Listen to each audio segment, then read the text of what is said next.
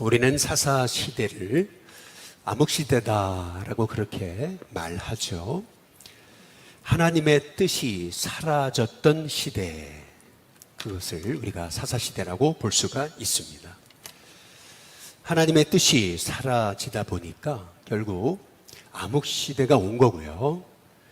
그 암흑시대가 왔다 보니 사람들이 이제 길을 잃게 됐던 거죠. 그렇다면 왜 이 사사시대, 암흑시대가 왔는가? 왜 길을 잃었나? 하나님의 뜻이 사라지게 됐는가? 그 이유에 대해서 오늘 사사기의 마지막 결론에서 이렇게 말씀하고 있잖아요. 21장 25절에 보니까 그때에 이스라엘의 왕이 없으므로 사람이 각기 자기의 소견에 옳은 대로 행하였더라. 왜 사사시대가 암흑시대가 됐습니까? 왜 그때에 하나님의 뜻이 사라졌고 왜 사람들이 길을 잃었습니까? 그 이유가 오늘 사사시대에서 우리에게 가르치고 있는 것이 무엇입니까? 그것은 자기 소견에 옳은 대로 했기 때문이다 라고 그렇게 말씀하고 있거든요. 오늘 말씀을 통해서 우리는 무엇이 죄인가 라고 하는 것을 깨닫게 되는 것입니다. 우리는 단순히 창세기 3장에서 아담과 하와가 선악과를 따먹은 거, 우리가 그것이 죄다라고 그렇게 우리가 생각을 합니다. 그러나 아담과 하와의 죄는 하나님이 이거 먹으면 죽는다라고 말씀을 하셨잖아요. 그런데 죽을까 하노라, 자기 소견에 옳은 대로 하나님의 말씀을 판단하게 됐던 거, 사실 그것이 아담과 하와의 근본적인 죄였던 것이죠. 다시 말해서 무엇이 죄인가? 오늘 말씀을 통해 우리가 사사기를 통해서 깨닫게 되는 것은 뭐냐면, 죄란 자기 소견에 옳은 대로 행하는 것이 죄다라고 하는 것을 볼 수가 있습니다. 내 소견에 옳은 대로, 여러분, 이것이 얼마나 한 시대에 비극을 낳는가, 그것을 말씀하고 있는 것이 이 사사시대의 결론인 것이거든요. 분명히 우리 인생에 참된 왕이 계시거든요. 우리 인생의 왕 되신 분은 하나님, 예수님이신 거죠. 그런데 내가 왕이 됐을 때 결국 자기 소견에 옳은 대로 행할 수밖에 없는 거, 근데 자기 소견에 옳은 대로 행하다 보니까 오늘 말씀에서 우리에게 주시는 하나님의 음성은, 분명 이스라엘은 하나가 된 것 같아요. 똘똘 뭉쳤잖아요. 그런데 왜 하나가 됐는가라고 하는 것이 중요한 것입니다. 하나님의 뜻을 쫓아 하나가 된 것이 아니고 한 지파를 죽이기 위해서 하나가 됐던 것을 볼 수가 있는 거죠. 여기에서 우리가 왜 사사시대가 왔는가라고 하는 것을 우리가 깨닫게 되는 거죠. 한 번이라도 하나님의 뜻을 여쭈었더라면 지금 우리가 이 베냐민 지파를 이렇게 살상하는 것이 하나님 이게 옳습니까? 이 방법이 옳습니까? 한 번이라도 하나님께 여쭈었더라면 이스라엘이 이런 큰 민족의 비극을 맞이하였겠는가라고 하는 것이죠. 우리가 지난 주일날 함께 살펴봤어요. 구원받은 성도의 새로운 삶은 어떤 것인가? 가장 먼저 우리가 구원받았고 내 인생에 이제 참된 내 인생의 주인이신 예수님이 내 안에 계시잖아요. 그렇다면 구원받은 성도의 가장 첫 번째 기본이 되는 삶은 하나님께 여쭙는 거거든요. 하나님 이게 옳습니까? 이렇게 사는 게 맞습니까? 이게 하나님의 뜻입니까? 그래서 구원받은 성도의 삶이란 결국 하나님과 통하고 기도하고 하나님의 뜻을 쫓아 살아야 되는데, 하나님의 뜻을 쫓아 살려면 하나님의 뜻을 물어야 된다라는 것입니다. 여쭤야 되죠. 하루를 시작하면서 하나님, 오늘도 하나님의 뜻대로 살게 해달라고, 그러면서 하나님 어떻게 하는 것이 하나님의 뜻대로 사는 것입니까? 한 번이라도 여쭈었더라면 이스라엘이 똘똘 뭉쳤어요. 하나 됐어요. 이건 굉장히 성경적인 거죠. 그러나 그들이 하나 된 목적이 어디 있었느냐는 것입니다. 생명을 살리는 게 아니고 생명을 죽이는 데 하나가 됐다라고 한다면요, 이것은 하나님의 뜻과 완전히 멀어졌던 것이잖아요. 하나님의 뜻과 멀어져서 자기 소견에 오른 대로 이스라엘이 행하다 보니까 나중이 돼서야 동족인 베냐민 지파가 600명만 남고 그 지파가 씨가 마르게 된 것을 보게 된 후에야 비로소 그들이 스스로 한탄을 하는 거거든요. 야, 우리가 무슨 짓을 한 거지? 도대체 우리가 뭘 한 거야? 그러면서 그들이 했던 말이 뭐냐면, 야, 우리가 미쳤었나 봐. 도대체 우리가 뭘 한 거지? 우리가 돌았었나 봐. 이제 이렇게 그들이 스스로에 대해서 너무나, 야, 우리가 왜 이렇게 미련해졌지? 이제 이것이 그들의 결론이었다라고 하는 것을 오늘 성경이 우리에게 알려주고 계시는 것입니다. 그러면서 성경이 내리는 마지막 결론, 왕이 없으므로 자기 소견에 오른 대로 행했다. 이것이 사사기의 결론이거든요.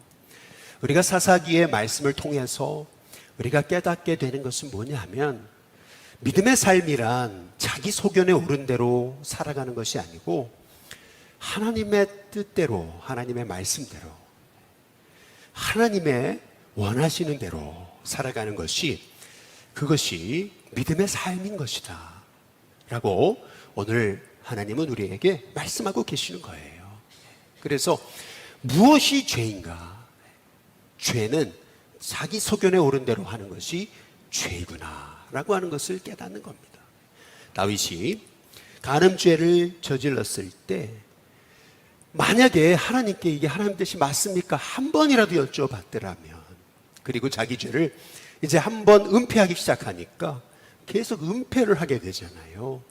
그러면서 나중에는 그렇게 충성스러운 시나 우리아를 죽음에 내몰면서도요, 다윗은 한 번도 이게 하나님의 뜻입니까? 여쭤보지를 못했다라고 하는 것이죠.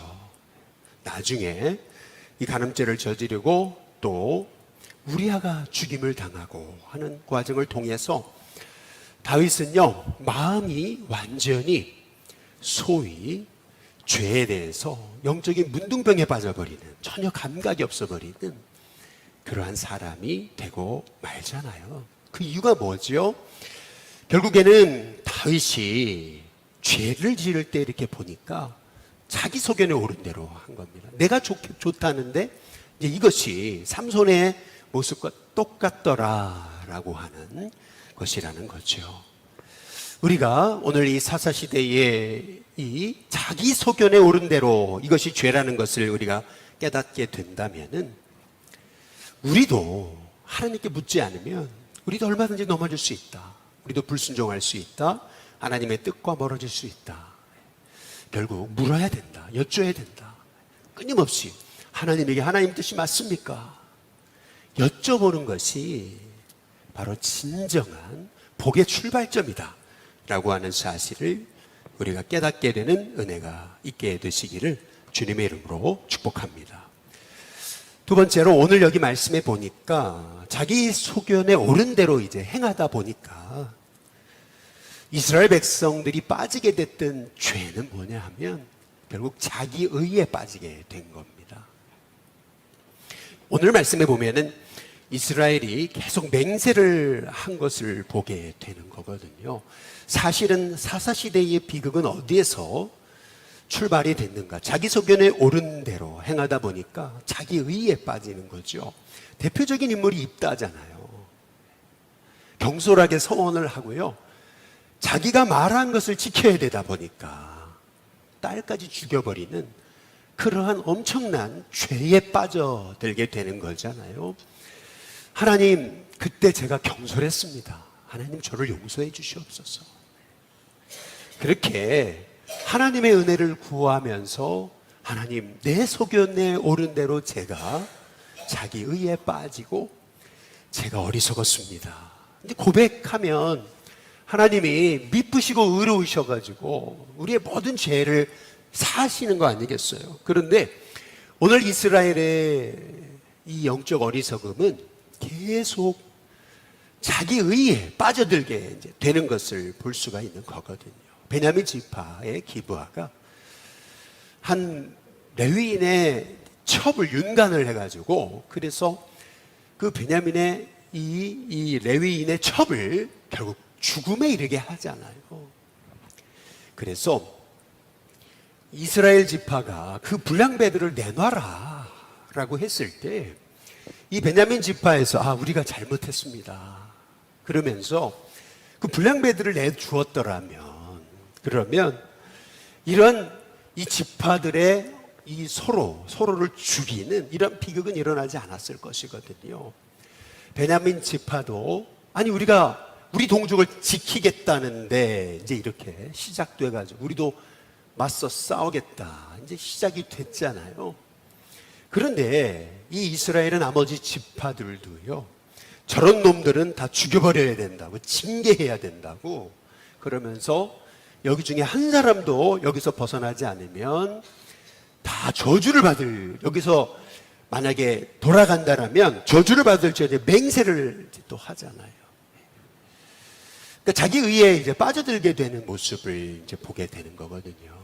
그러면서 베냐민 지파에게 딸을 주는 자 저주를 받을 거다. 또다시 맹세가 또 시작이 돼요. 그리고 나중에 이 베냐민 지파의 사람들을 너무 죽이다 보니까 나중에는 600명만 남잖아요. 그제서야 정신이 번쩍 들어가지고 그제서야 우리가 한 지파를 다 없애버리게 됐구나. 우리가 뭘 했지? 그런데 자기 입으로 맹세를 했잖아요. 베냐민 지파에게 딸을 주는 자 저주를 받을지어다. 그래서 베냐민 지파가 씨를 이어야 되는데 어떻게 하면 좋을까? 그렇게 해서 그들이 생각해낸 게 뭐냐 하면은, 우리가 베냐민 지파와 싸우러 나갈 때에 우리에게 동조하지 아니한 지파를 찾아보니까 결국에는 야베스 길르앗이잖아요. 그 중에서는 한 사람도 우리의 총에 나오지 않았다. 그래서 우리 편에 가늠하지 않았던 야베스 길르앗을 모조리 죽여버리는, 그래서 처녀들만 딱 400명을 취해가지고 베냐민 지파에게 아내로 주는. 그런데 또 문제가 생기게 됐던 거 아니겠어요?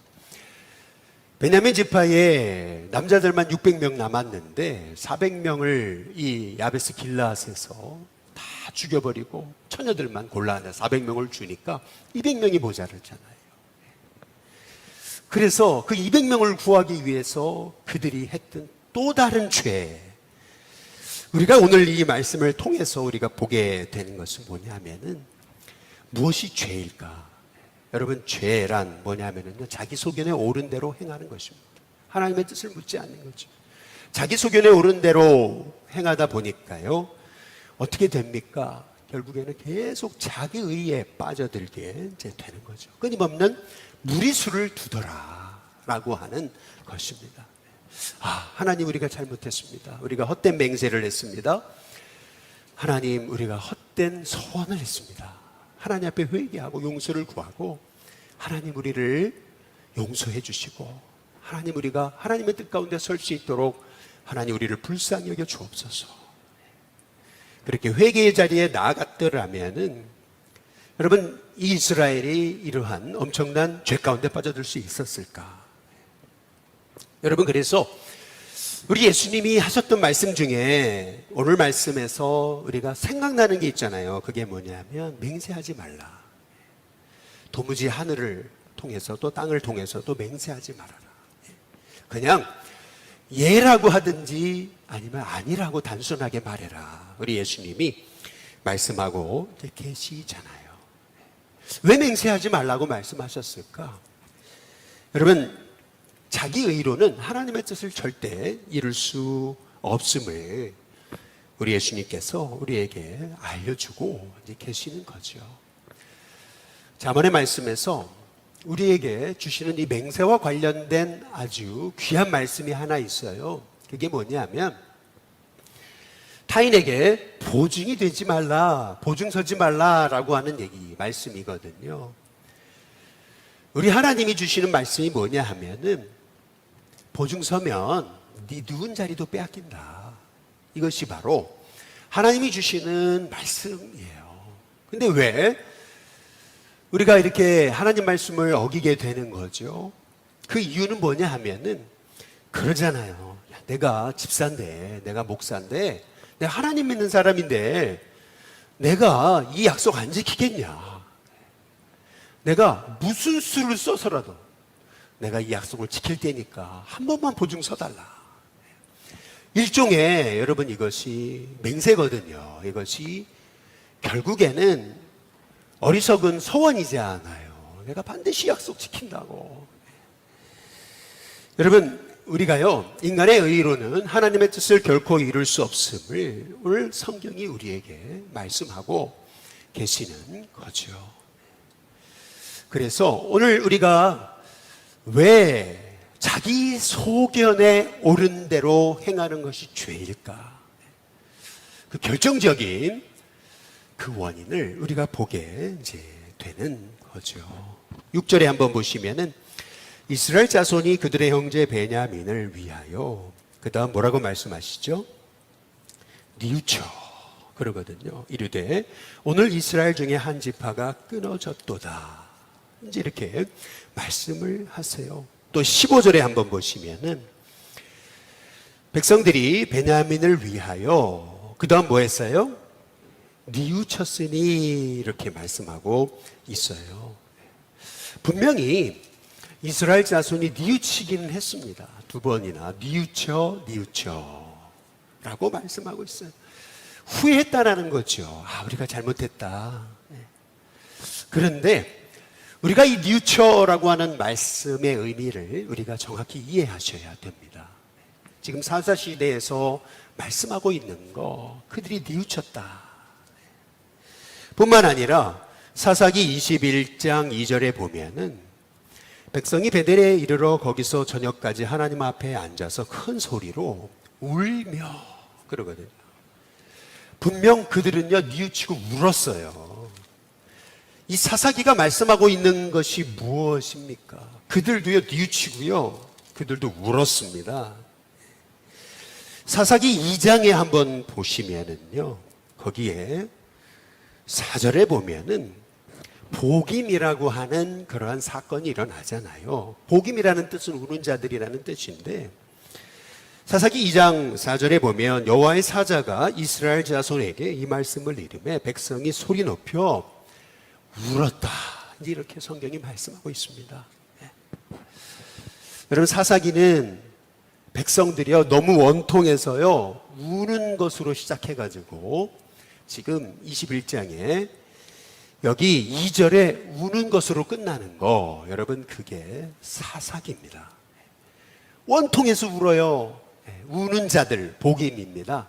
그런데 여기 지금 베델에서 하나님의 그 성전 하나님의 집이라고 불렸던 그 베델에서 이스라엘이 또 우는 사건으로 끝나는 거예요. 여러분 이게 사사기입니다.